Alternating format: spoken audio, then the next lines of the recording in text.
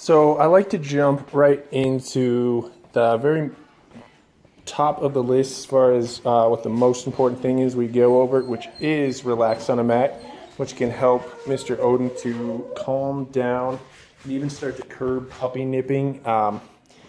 If he gets too excited, then you can work with him on the relax on a mat exercise. Perfect. Oop. So step one, good ball, is catching him when he goes over to the mat. So he starts to understand that the mat is where the good stuff happens. Good boy. Good job. So he's hanging out on the mat for a prolonged period of time. I'll give him a treat for that. What we're going to look for is for Mr. Odin to continue to go into more and more relaxed body postures.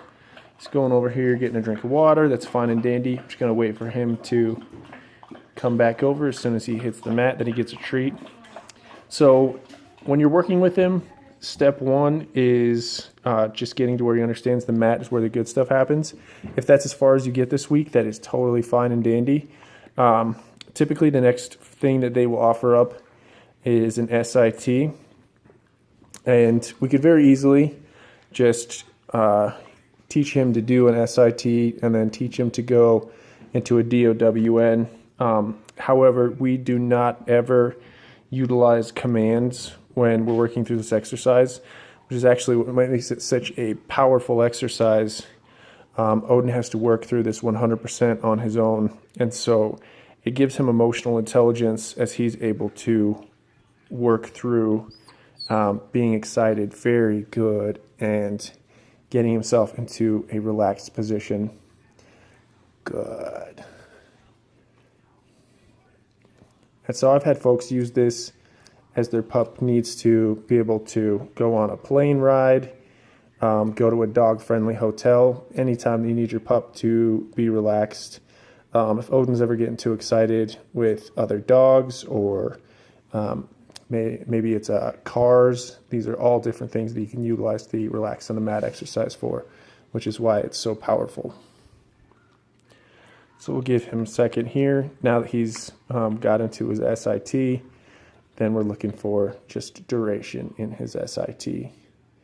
We'll hold back, see if he'll offer up anything. If not, just hanging out in his SIT, then he gets a treat. Good. And actually, I treat that. Anytime that he's going sniffing at the mat, good. He's getting more engaged in the mat and less concerned about everything else that's going on around him. So what you're going to be looking for now is him to go over to the mat, offer up an SIT, then start to sniff down at the mat. Every time he does, then he can get a treat. Bam, perfect. This is the next step. And it's when he goes into a DOWN. When he does that, I like to give him a few treats and let him know that's the jackpot, that they did something really, really good. So at this point, since he is an MVP student and has gone this far, what we're looking for from him next is for him to start to dip good. His head down like that and rest his little chin down. And then we're just looking for increased duration, the amount of time that he has his chin down.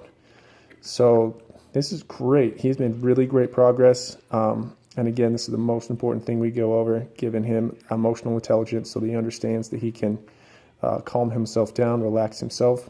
Perfect, regardless of what's going on. So one last piece of advice, I like to use this in really easy scenarios initially when he is calm. So, around this time, around 10 o'clock or 11 o'clock, where he's already been up for a while and had an opportunity to go run around. Now he's calming down, and then you can start to utilize it in more difficult circumstances where he's super, super wound up.